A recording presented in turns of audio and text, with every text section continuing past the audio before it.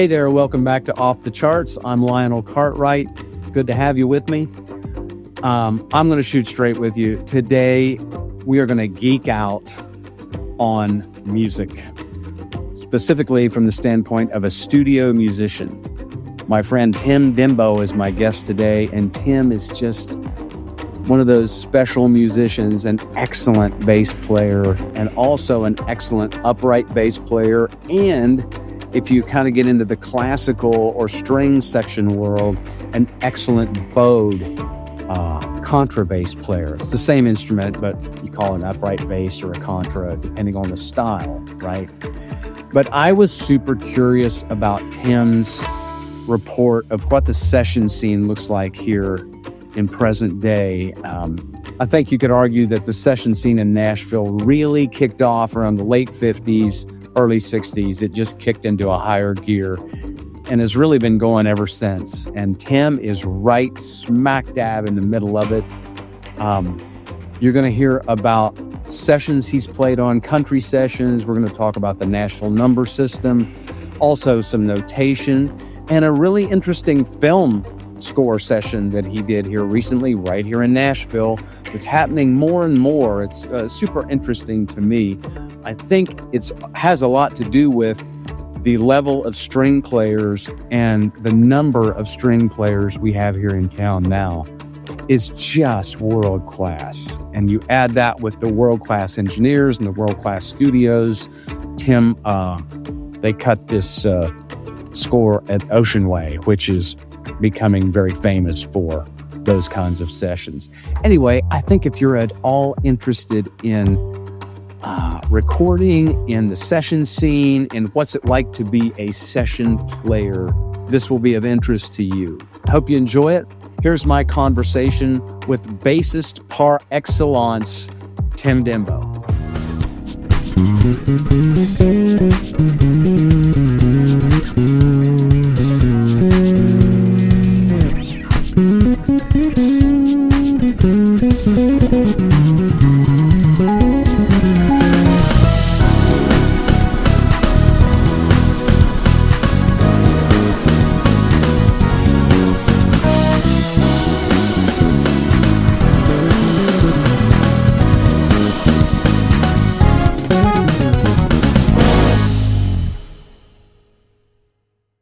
Tim Denbo, I ran into you recently at a wedding. Yeah. And it was a musician's wedding. In fact, two musicians were getting married. That's right. But at the, reception, the cocktail hour after it, there were several, as is like to happen, right, musicians that kind of gathered together and they start talking shop. Right.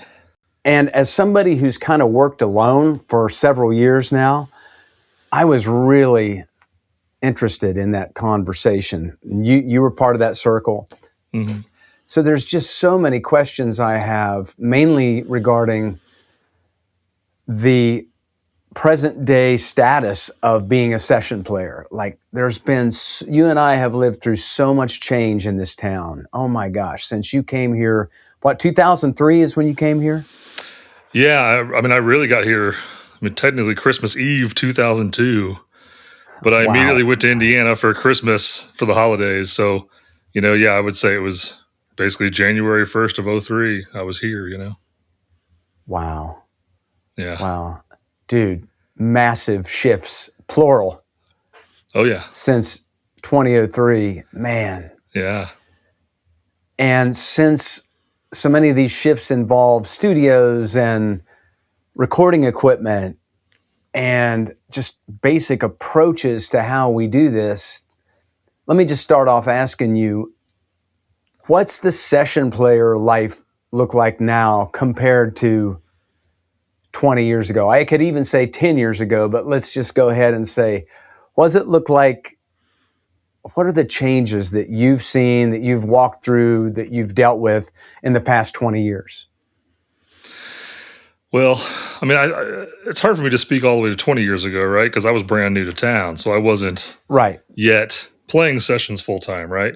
I started playing sessions pretty much immediately, but it was a couple a year, and then just every year I've been here, it's gotten busier and busier for me, to the point where it's probably been maybe now 10 years that I could say I've been playing sessions primarily. Sorry, that's a cat. Nice. Yeah, they may make another appearance. Who knows? But Keeping I it also real. feel like I got here just as everybody made the transition to digital recording. Right? I didn't really record to tape here in town ever. I mean, Wow. twice, maybe, literally twice in maybe the 23 years I've been here.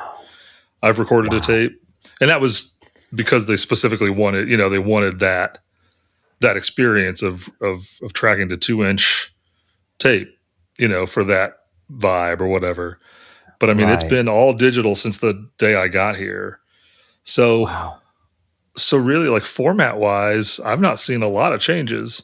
People have been on Pro Tools since I got here. Now, Pro Tools itself keeps getting better, thankfully. Yes. But I feel like the process is still, it's kind of the process, the songs change, the personnel changes, right? Like, who's sitting in what chair evolves and changes. Right. But it's almost one of those jobs that I almost feel like we're still connected to the guys in the 60s. Wow. We're kind of doing the same thing. You know what I mean? Wow. Yes. It's the like I said, styles have changed. Of course. The final output sounds very different now than what it did in 2003 or 2010, or even 2015. Right. So what's coming out has changed, but I feel like the process of being a studio player, a session player, is kind of the same. We just have to adapt and evolve as individual players to keep working, right? But it seems to me like the experience is about the same. It's one of those jobs that just kind of, it is what it is, right? Like, we do the same thing they did back in the 60s. We show up to a date, we're handed a chart, we listen to a work tape or a demo one time through usually, and you make your little notes on your chart, and then you're in the tracking room and you play it down 2, 3, 4 times, however many it takes you for your particular part. And everybody does their thing, and you move on to the next song an hour later, something like that, depending on, of course, how many songs you're trying to get done in 1 3-hour block. But I kind of like that. Yes. That it's not to say that nothing has changed. Sure, tons of things have changed. But I think deep down, the job is the same as it's always been. Wow. Which I love. That makes sense to me. Yeah, it does indeed. Yeah. I'm really glad you started there, pointing to what has not changed. I'm still early on in this podcast, but the very first one I did was with Charlie McCoy. Oh, sure. Who we both know. And you can't mention the 60s and really the embryo of the recording scene here. Nashville, obviously the Grand Ole Opry was here in 1925, and it went through several manifestations. Right. But I don't feel like, Tim, it really became a recording town until like the late 50s. People were recording here, yes. Yeah, I agree. Through Hank Williams, Webb Pierce, but around the late 50s, right about the time Charlie McCoy came to audition as a singer and as an artist, right? And I love hearing his stories about auditioning for Chet and for Owen Bradley with a guitar and playing Chuck Berry songs.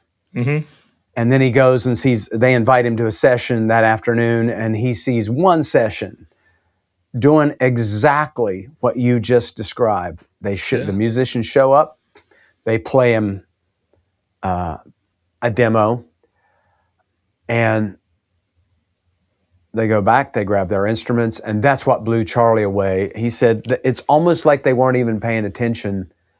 And it was a Brenda Lee session, and They went back, picked up their instruments, and he said it was just magic. And he said in that moment, he knew, I don't want to be a singer. I want to do that. Yeah. And it really is, I never am at a session where it doesn't feel like magic to me, where these people come together and do what you do. You're right in the thick of it. But I love pointing out what's not changed, because there's been so much change. Right. At least that would almost be externally. hard. Yeah, that'd almost be impossible to list, right? The things that have changed, but Totally. there's so much about the basic job that's the same as what Charlie saw in the late 50s, you know? Wow. Now he was obviously instrumental in developing the chart system we all use now, but Right. you know, once that thing got established in the 60s, shoot, it's really been about the same ever since, you know? I think of you a lot, Tim. A story you told me once. I mean, you're one of those rare musicians that I call both and musicians. You can play by ear, by eye. You read notation, you read number charts, and just excellent at both. Tell me how someone that went to Berklee, how did the Nashville Number System, when did you first encounter it? I understand it's basically classical theory, but with Arabic numerals. But I'd love to hear your history, your relationship with the number system. It really was at Berklee, actually. Wow. I don't think I even really knew of it until I was there. But I ended up playing. Let's see, I was only at Berklee 6 semesters total to finish my degree, and I think 3 of those 6 semesters, I was in an ensemble under the direction of a great piano player and singer. Her name was Nancy Morris. She's now Nancy Marshall.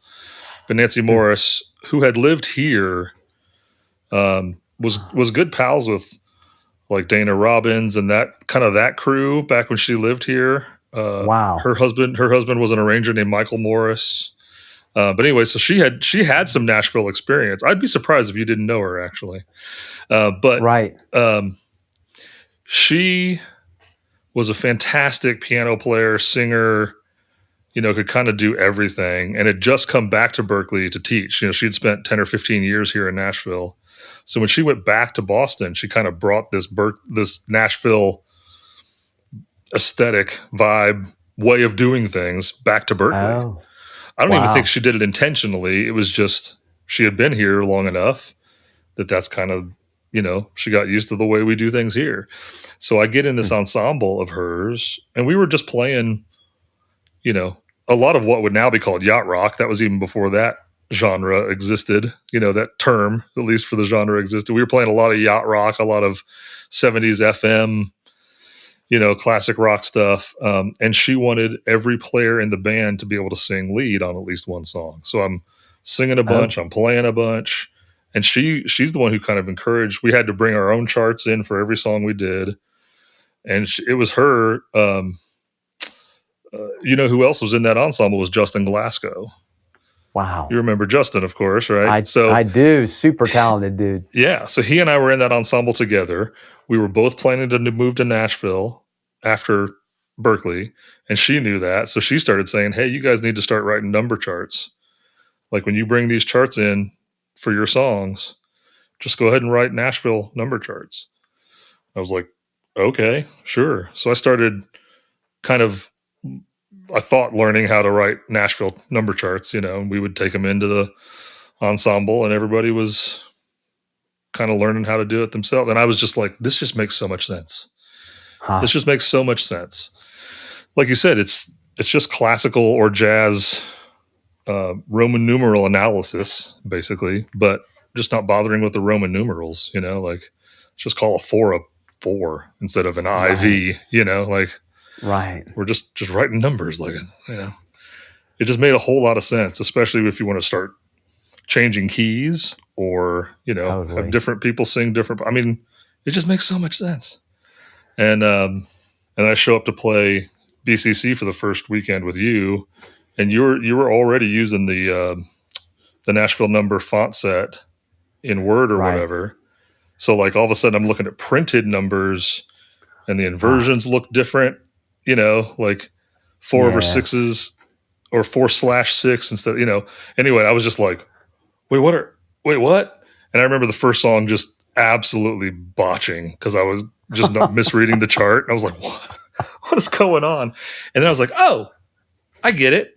And then I was fine. I was like, this is the way Lionel does his charts. This is the way this person does their charts. That's another great thing about Nashville number charts. Like, there's kind of a standard, but everybody writes a little different. The circles I work in now, the sessions I do, you kind of end up being with the same handful of people a bunch. There's three or four keyboard players, and there's 3 or 4 or 5 drummers, and half a dozen guitar players, and whoever's, you can identify each other's charts. People know when I've written the chart, and I know when that guy wrote the chart, and we all, it's kind of standardized, but kind of not. But we all understand, right? So, like, I feel like the first time I read your charts was kind of being just thrown in the deep end, and I was like, oh, this is somebody I don't know yet. I just met you, and a totally different style chart, and I was like, oh no. At first was like just very confused, but literally I think we played the first song all the way down, and then because I can hear what's happening, and oh, that's what he means by that, and that's what, oh, okay, got it, cool. Second song I was fine. I mean, it was literally that quick. That's what I like about the system. It's just so it's so easy, and it makes so much sense that it wasn't like I didn't struggle for weeks trying to read your charts. It was that first one I was like, wait, what? And then I was like, oh, I got it now. Yeah. Well, my approach has changed a lot, even since the last time we've worked together. Yeah. And Matt McKenzie showed me, I think it's whoever the band leader is out at the Opry, how he wrote it. And I thought it made a lot of sense. And the that software I was using to print out those charts, and they always just used a slanted line to split the bar. Right. But I've since gone to the line over top of 2 numbers, and I kind of like that because if it's an uneven split, you can put in the dots or the notation to note how the split falls. Mm-hmm. But I gotta say, I remember my first time playing the show in Wheeling, West Virginia, the Jamboree.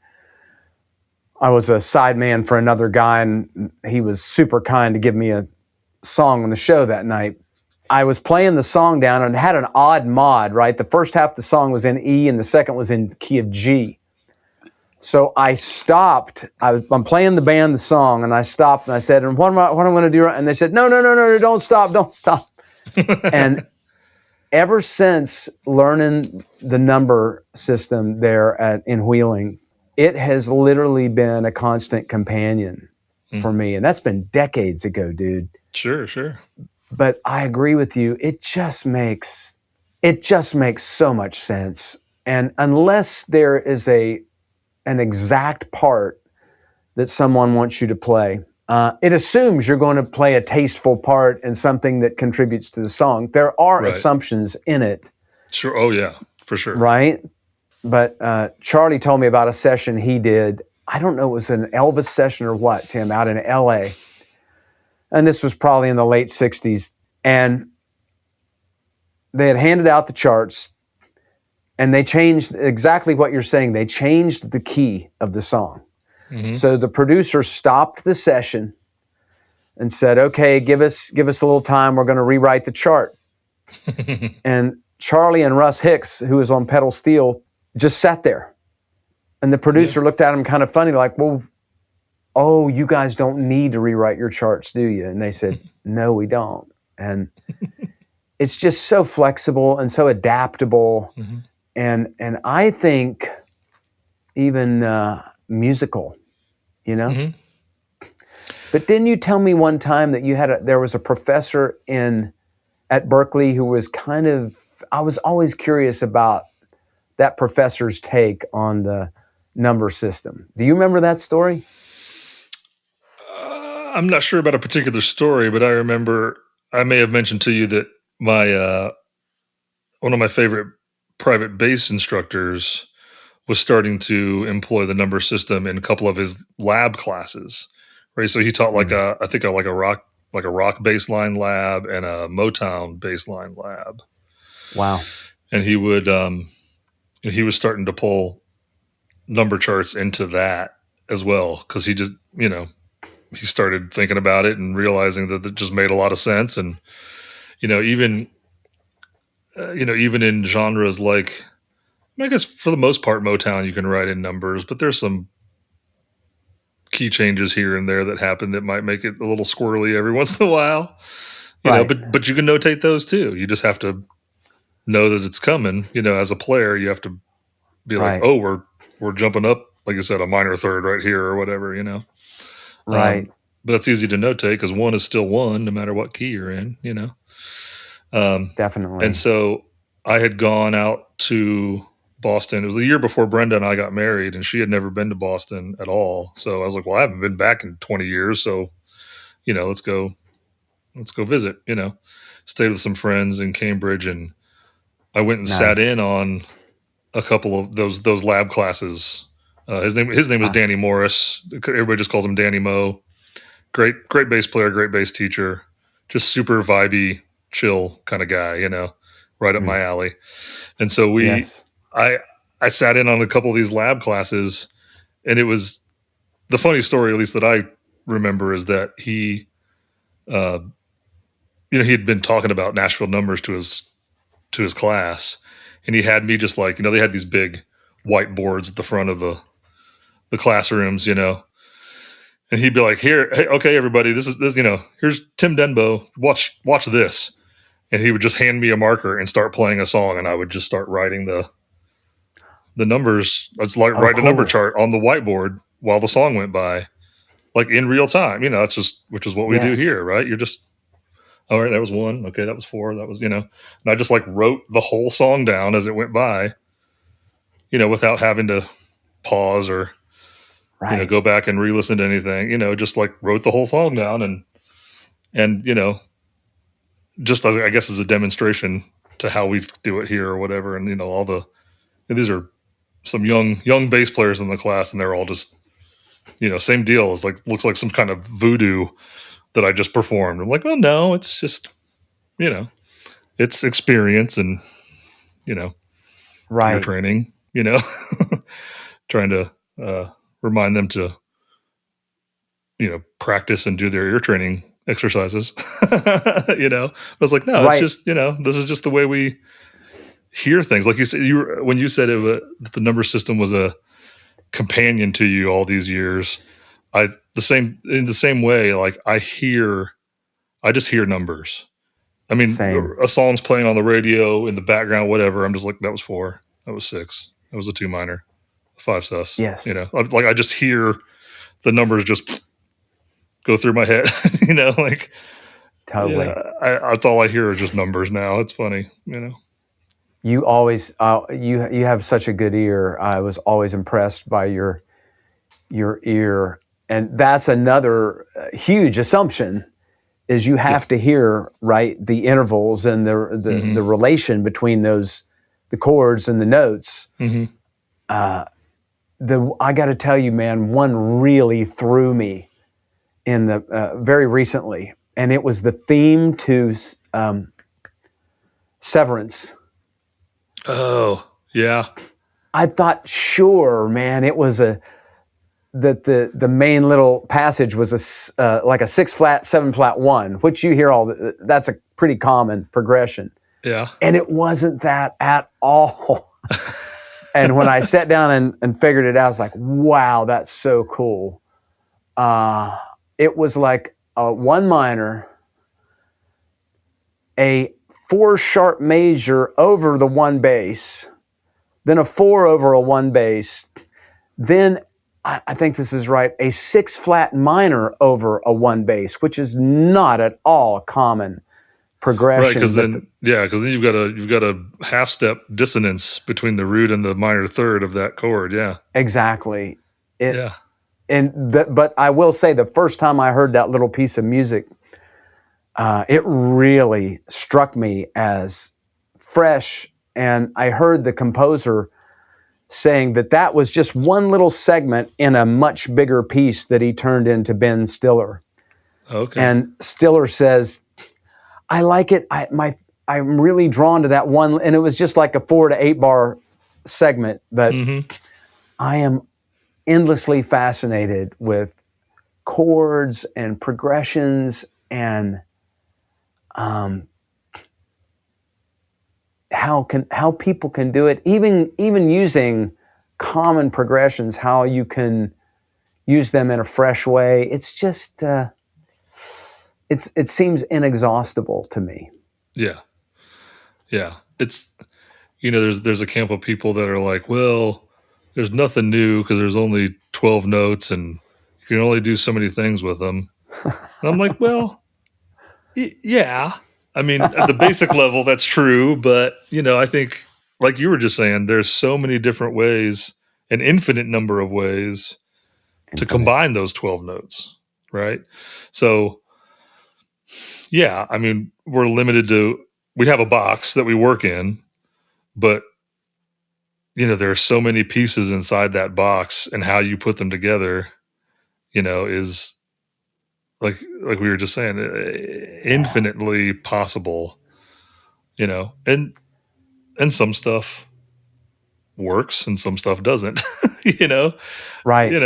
There are, but then again, I think it was Victor Wooten who said that there are no wrong notes. It just depends on how you resolve them. You can play any note anywhere, but you just have to know what's the next note to resolve out of it. If you're finding a chord tone next, or how you resolve a wrong note can make it work or not. Right. So there's even stuff that's quote unquote wrong can work if you treat it correctly. Yes. That's why there's rules, but then kind of not really. Right. It's like kind of anything. I guess anything that's done at a high level, practicing law or medicine or whatever, you have to know all the basic rules. You have to study and study and study and learn all these basic rules so that you then know how to break them. Yeah. And that doesn't necessarily mean school. In music, I don't want a doctor that didn't go to school, but you don't need to go to music school to learn and study and study and study, So I'm not saying you have to go to college for music to learn everything. You can just come to Nashville and learn a ton of stuff. But you still have to know those basic rules, I think, in order to expand outside of them properly, if that makes any sense. Since you've been in Nashville, how often do you intersect with notation, and what role does that play in the session world? I know if you hire a string section, and I've been really fortunate to have written some string arrangements the past 6 or 7 years, and I really love it. So I have such a respect for that and a value for that. I am not a sight reader. You can't. I've seen you do it. You can sit down and just. I am not that guy. But what role does notation play? Do you see notation playing in the world you're in the world of session players? In kind of the traditional sessions that we've been talking about, not a lot, other than notating particular licks and rhythms on a number chart. Right? That's, I think, one reason why I end up writing a lot of charts is because I have that background. And so when I hear a rhythm, I know, how to write the rhythm out, or I can write out the lick, if it's just teeny tiny little scratches above a bar, I can write out the rhythm of a lick and the numbers that go along to it or whatever. I talked to a drummer recently who had played on one of the Steely Dan. I think he played on Black Cow, which is a great cut. Yeah. But I mean, you come into those Steely Dan sessions and as a drummer, and it is written out. right? Right, Now, right. I have to believe you want to lean on the player's sensibilities. Some, if they want to take, that's what I'm not really aware of how many liberties did those players take? Or he played on a ton of the Hall & Oates stuff too. And he said that was all written out, which is like, wow, that's such a foreign environment. I super respect it, but yeah. I mean, at the very least, there's still some expression and interpretation done by the player, right? Even if you are playing yes, exactly what's on the page, your sensibility as to like, oh, this note I'm going to play a little bit shorter because of what's coming up next. Yes, Might be, you might clip a note shorter than what's actually written for stylistic reasons, and maybe the producer and the artist loves it, or maybe they're like, "Nah, we want you to play exactly what's there," and that's right. you figure that out as you go, I guess. So I guess it would depend on, I've never done a session in LA. I've got friends out there who've sent me stuff to play on, but it's still, they send me stuff when it feels like it's a Nashville thing and they want me, so I'm not really playing. They're either sending me a number chart or nothing, and I'm writing myself a number chart to work from, just to overdub here at the house. So I've never done any session work out there, but I would imagine it get just like anything. I would imagine it depends on the artist and the producer, and Right. how much freedom they want you to have, or how much you demonstrate, and whether they allow it to continue. You know what I mean? Right. Yeah. Right. Yeah. I mean, I did do a film scoring session last week. Oh, cool. My first one. I'd never done a film scoring session in town. What was that like? It was interesting. It was familiar and different at the same time. You hear these. It's a legit big budget Hollywood action film that's coming out next year, with a composer that's done other Marvel movies and stuff like that. I mean, these are people that are heavy hitters in the industry. So it's kind of cool that they were cutting it in Nashville instead of LA. But I hear that a lot more often than you used to. yeah. It was interesting just because you hear these big scores, and I mean, in a film, the music really never stops, right? There's music that with a couple of exceptions here and there, there's music underneath every second of a 2-hour long film, and it was interesting that they worked in such small chunks, and we would play 8 or 10 bars at a time. Anytime there was a big tempo change or a big key change, anything that especially like literally a scene change, sometimes we would stop at that point and then pick up from there and go on to the next section. It all just gets comped together. Right. So it was interesting to work that way, because you think, oh man, they're sitting and reading these big long things all at once. No, it was just little short chunks. Yeah. Oh, interesting. And was that all? Was that all notated? Oh yeah. Yeah, because I think of a film scoring session. You see all the older composers had the reams of notation that everybody's reading. But you're saying wow, I did not know that. It was a pile of music probably this thick. Wow.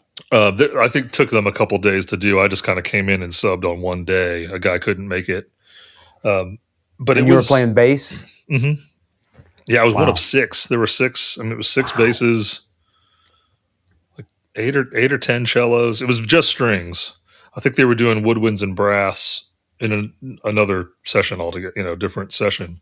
I think you were probably playing just for electric bass or upright. No, or upright. contra? Yeah, upright bass. Yeah, double bass. Yeah. Wow, cool. An orchestral string session. Wow. So yeah, I mean everything's notated. Because obviously, when you're playing as a section, that does have to be notated and super consistent. All 6 of us have to play exactly the same thing. And so it was a cool way to work. The composer's in the control room, and everything's notated out. The click is tempo mapped. Like there's a display on the wall showing you what bar and beat number you're on. So if you get lost, you could look up and go, oh, it's 32, 2, 3, 4, 33, 2, and wow. And so you're listening to the click. I think there was some programmed percussion and some sound effects here and there that we were playing along to. But it was really cool. I mean, it was fun. And what I was impressed with, again, I mean, between the guy conducting and the actual composer being in the control room, every once in a while they'd be like, "Hey, yeah, we didn't like how that note sounded on the violin. So would you all just change this bar and that bar to this note, that note?" Like they're kind of making arrangement and even like note changes on the fly as they're hearing it. It's no, that didn't work as well as I thought it would. So cellos, cut this bar short and then come in here instead. And like, so everybody there, it's a similar thing to how we work off number charts and country sessions or whatever it is I mostly do. All these players are obviously able to, they're quick and they can make those adjustments as well. Like, hey, let's, change that note, change this note, do this, do that. And everybody gets it on the next take. There's no, oh, sorry, I messed up. I forgot to write that down, or, like everybody's on top of it. And because trying to get through as many cues as you can. So you're saying there were more cues that were like 4 to 8 bars than longer? Well, I mean, there were a couple cues that were 4 pages long, right? Mm-hmm. But we would just work in like, okay, let's play. I mean, I bet there were a couple chunks that were 24, 32 bars, slightly bigger chunks, but basically we'd play until there was going to be a major tempo change, something like that, something that would be hard to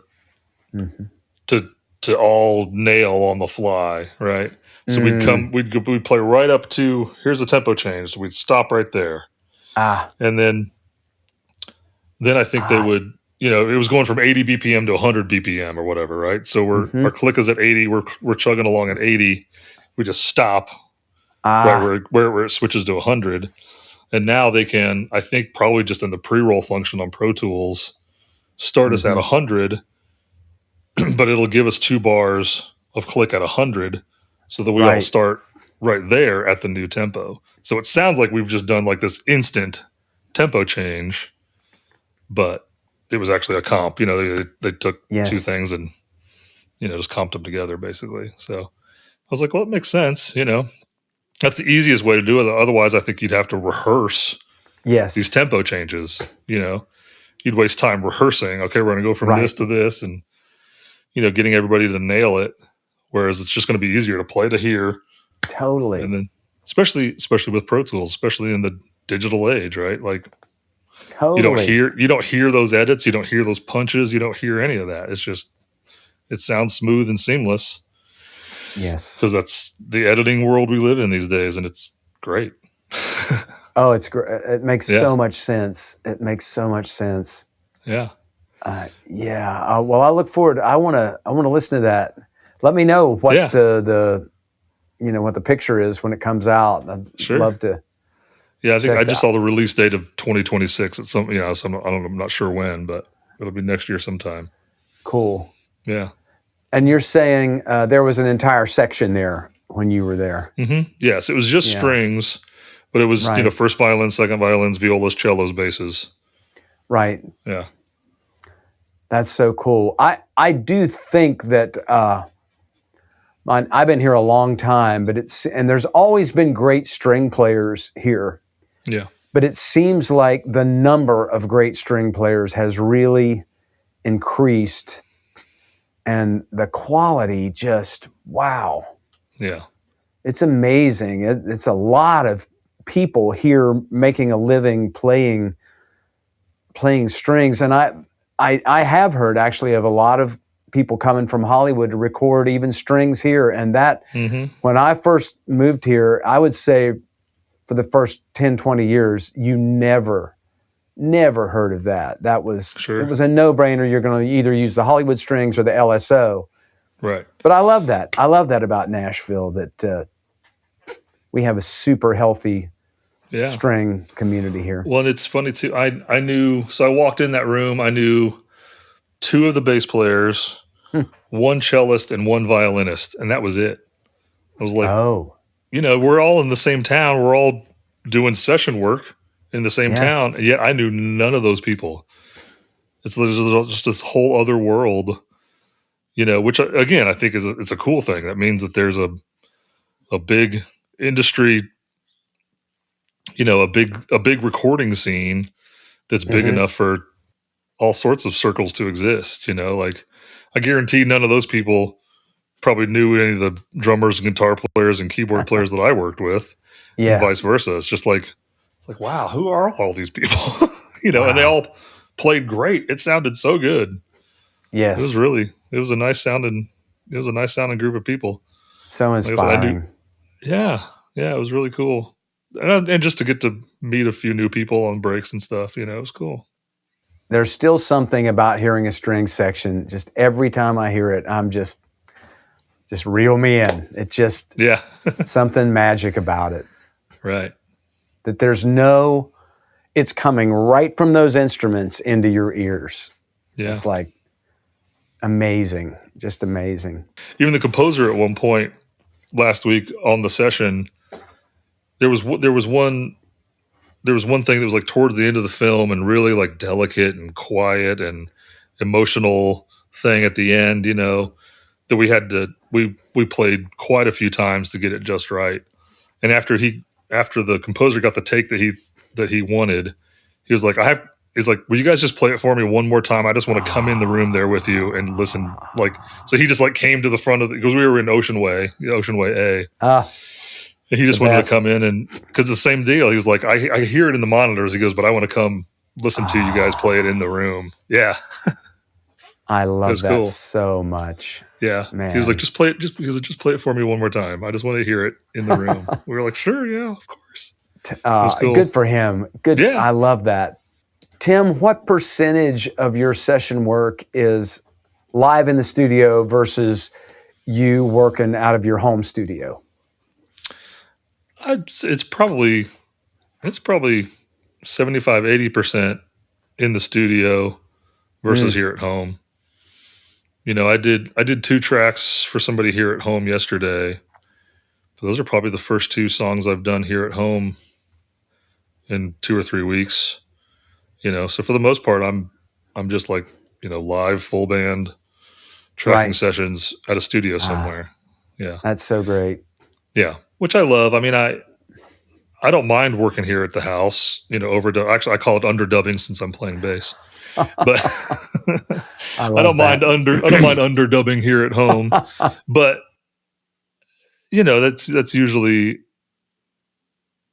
drums are already done, and so I'm playing to drums that are already there, which is fine because generally it's drummers that I play with all the time anyway.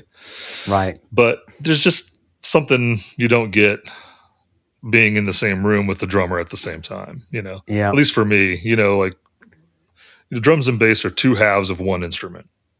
Huh. I feel like we're one instrument that's split into 2. It takes 2 people to play, right?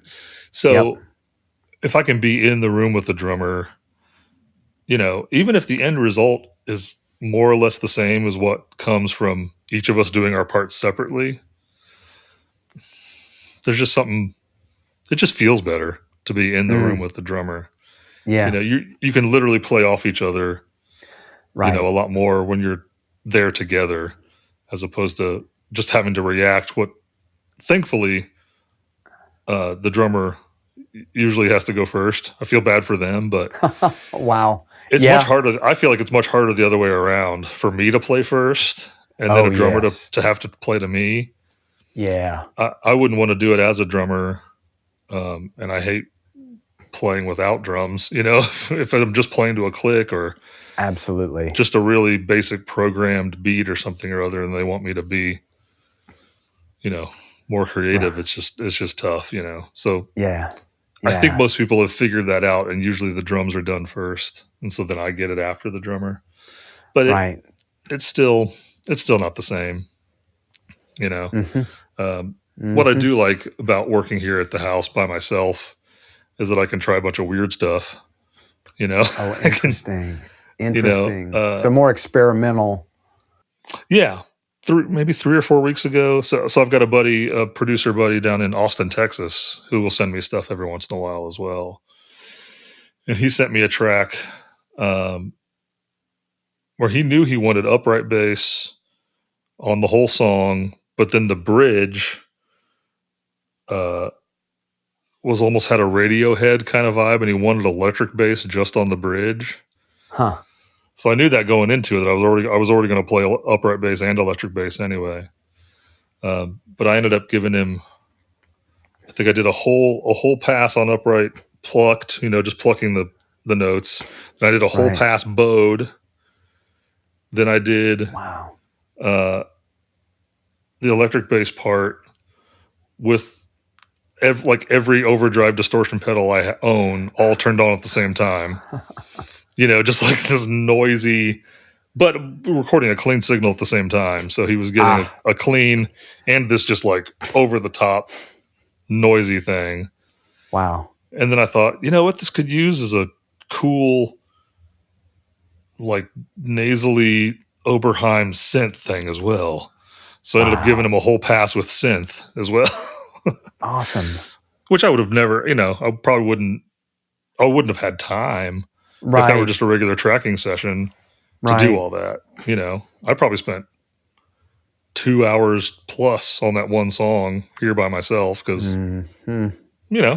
I was just here by myself, just me and the cats. Right. So they don't care what I do. I just, Wow, you gave that dude a lot of options, man. That's so cool. Yeah.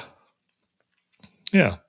Which that's the fun part about working at home is that I can do stuff like that, just get weird.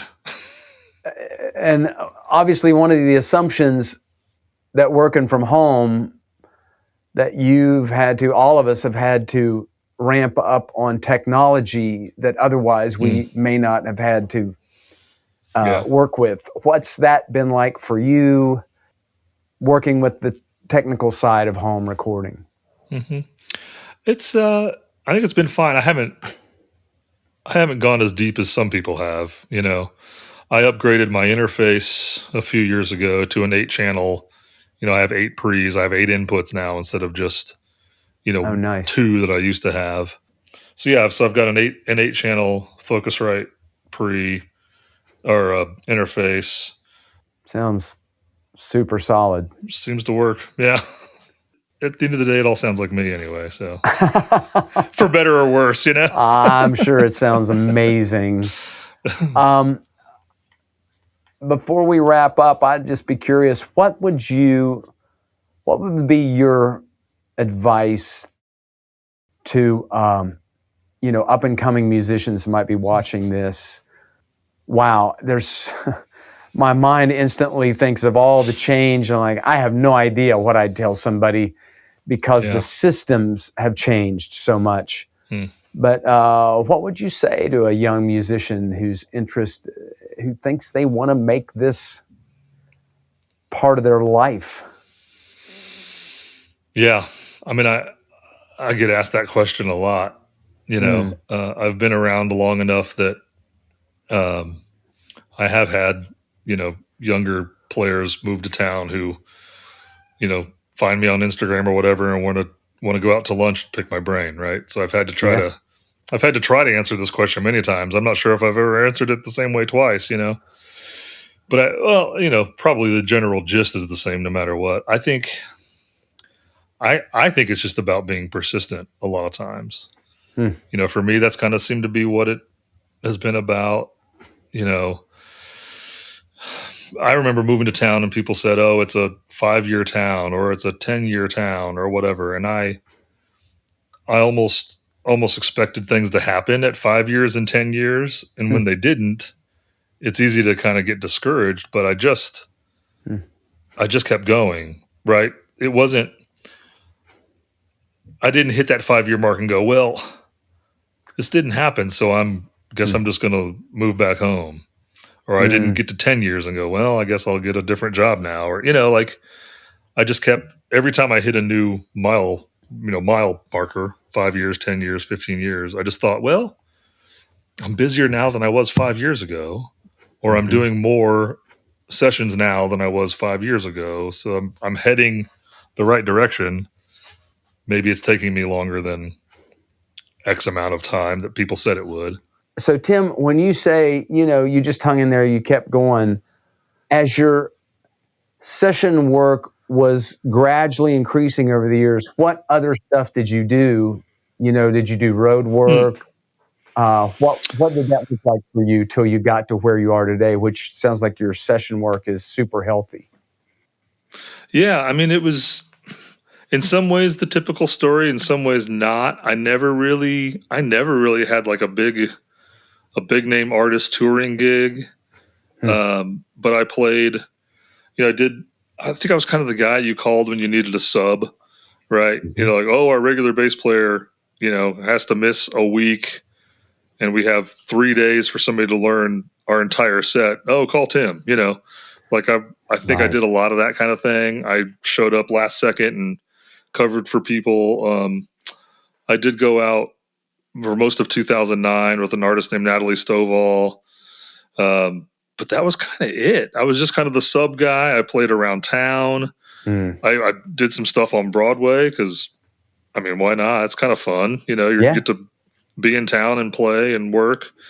And then the sessions just kept kind of trickling in and got more and more and more. And I think not ever having that big touring gig kind of helped for me, at least, because I was never out of town, right? That's a hard. I know John Conley had to do it. My buddy Justin Ostrander, who's one of the top session guys now, had to do it. They all had to just go. They had to quit their road gig. Wow. Eventually, they just had to like take that leap of faith, right, and quit the road gig and start just telling people, "Hey, I'm here now. I'm trying to do sessions. Please call me. Like, I'm not on the road anymore." Because it takes some time to get people to remember that you're not on the road. Because it's like when you're on the road, man, you're gone, right? So you don't get the calls for the sessions because people go, "Oh, he'd be great, but he's on the road," Yeah. So it takes some time to let people know, no, I'm not on the road. I'm here. And because I never had that big road gig, I don't think people thought of me as an out of town guy. So I was just here. So I think that in some ways that helped me a lot, that I never got really known as like a road guy. I was just. That makes so much sense. Yeah. So I think that helps. If you ain't here, they'll just call somebody else, right? Yeah. And it's not, nothing malicious against anybody who is on the road. No. It's just out of sight, out of mind kind of mentality a little bit, Right. For sure. I never had to make that. I mean, that choice was kind of made for me a little bit. Like I said, I was on the road in 2009, and then 2010, Calico Trail was kind of happening. The band I was in at the time, right? Had a bunch of interest from some labels, and we signed a small development deal with a label, and so it made sense for me to stay in town. So starting in 2010, I didn't go back out on the road with the same artist I had been. Right. And so it was kind of, a mutually agreed on decision. So I guess in some ways I kind of did make that decision in 2010, but it wasn't nearly as tough as some other guys who've had to, make that hard decision of leaving that steady income and coming back in town. I never really quite had to do that. So, but maybe that's a good word for young people. There's no magic formula. And like you say, it's just kind of how things opened up for you. Yeah. as opposed to a master plan, although it did always seem to me you wanted to do sessions. So yes, maybe that was always my intention. Yeah. You know, I enjoyed being on the road when I was on the road, but it's not something I loved or craved. Right. You know, now that I haven't been on the road in, you know, going on 8-9 years at all, I don't miss it. Mm-hmm. Some players, some guys really miss it if they don't get out there. You know, they kind of get Right. antsy and want to get out on the road, and I was just never that guy. You know, Yeah. I like sleeping in my own bed every night. I like working during the day instead of all night. You know, I'm just, you know, I guess I'm built a little differently than some musicians, but I certainly had my times when my entire schedule was shifted back Right. 8 hours. You know, I'd be up from noon till 4 a.m. or whatever. I had that time in my life, sure, where that 10 a.m. session felt like it was in the middle of the night, you know, because I was having to get up so early, you know, and now it's just so totally normal, you know. That's nice. The 10 a.m. is no big deal, yeah. So that was kind of always the intent. I always enjoyed creating something new every day. Yes. That's the biggest thing about sessions for me, is that with a couple of exceptions maybe, where I played on the demo and then a master version of a song. Right. I've you know, you rarely, super rarely ever play the same song twice. You know, every day it's 3, 4, 6 new songs that you have a hand in creating what that song sounds like. You know, and that's what I love. It's the creativity, it's the something new every day. You know, that's what I enjoy doing. That creativity I've found that to be really addictive, and not that we get bored easily, but we kind of do. Yeah. Yeah. And I still love playing live, but man, there's nothing like creating something new. It's just, I don't know, just feels good. Yeah. Yeah, I agree. So I guess that was always my intention. I mean, I did even moving to town 23 years ago thinking, oh, I want to do sessions. I didn't really understand fully what that meant, and that I would appreciate it the way I appreciate it now. It just seemed like it would be a fun thing to do. And now that I'm in it, that's when I go, oh, the reason I like this is because of the creativity and the newness every day, you know. I didn't even realize 23 years ago that would be the part that I enjoyed, but turns out it is. You know, like you said, it's never boring. You know, even when it's just demos or just something that's never even going to see the light of day, maybe never be released. I still want to play something cool, or at least play something that serves the song. Yes, you know. No matter if it's being released or not, you know, I still get to do my thing on it no matter what. Yeah. Yeah. Well, man, I've enjoyed your playing for so many years. You're such a great musician, man. I've learned from you, and just have enjoyed you, watching your trajectory, and super happy that you're so busy in the studio. I think that's exactly where you belong. Thanks. Your mind is so quick to just be in the thing. I've always loved that, and great suggestions. It seems like that might be a good parting word for people, just to fall in love. Just figure out what you have fallen in love with about music, and I would actually encourage people to lean towards the creation side, because man, it will keep you sharp. It's not boring. I'll never forget, man. I'm going to leave these names fill in the blank, but I remember seeing a friend of mine. He actually was on the road with me years and years ago, but he got on this huge tour, huge act. And I saw them over in Knoxville years ago over at Thompson Bowling, and I went onto the bus afterwards to tell him how great it was. And Tim, they were laying on the bus just like this. And I said, guys, that was incredible. And my friend said, yeah, you should have seen it when we cared about it. I'm like, oh. Man. I mean, I'm sure there are ways to keep excited about a tour. And I mean, I do love going out and doing live shows, but they were bored. They had done it so much, whereas what you're doing is you're not bored because it's always something new. That's so cool. Yeah. Yeah, you're right. I mean, it also speaks to the level of musicianship in town that those guys could be that bored and over it, and it still sounded great. It sounded incredible. Yeah. I still think that's awesome. Yeah. Yeah, I do. So good. I do too. Everybody's such good players that Yes, they've checked out and it still sounds amazing. That's very Nashville, right? It's so Nashville. I feel like it does go back all the way to the Charlie McCoy early days. They take it very seriously. Yeah. And want to do great work. And I understand some of that's the competition, but it's been a great community. I'm so glad you're a part of it. I think it's still just a beautiful music community we have here. Yeah, I agree.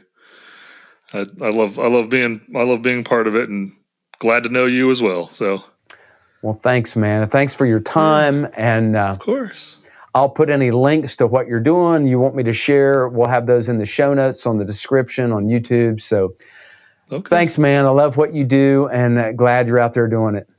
Well, thanks. Yeah, good to talk to you, Lionel. Well, I hope you enjoyed that. That is a really good view inside the Nashville session scene, which is going strong. These guys that do these sessions are so good. If you ever get the chance to come to town and sit in on a session, I'd highly encourage you to do it. It's just inspiring, and it's literally like watching magic happen. I think you'd enjoy it. Tim is continuing a legacy that my first guest on this podcast, Charlie McCoy, helped start back in the early 1960s. And so much, as Tim said, so much of what they did is still happening. These guys show up, they hear a demo of a song or a guitar vocal, they're handed a chart or they write a chart, they go into the recording room and bam, they play it down just with a level of expertise that's pretty inspiring. Anyway, I hope it inspires you and somehow encourages you in the art you want to make, and to keep going for it, to not give up. Okay? Thanks so much for jumping in. Now, go make something.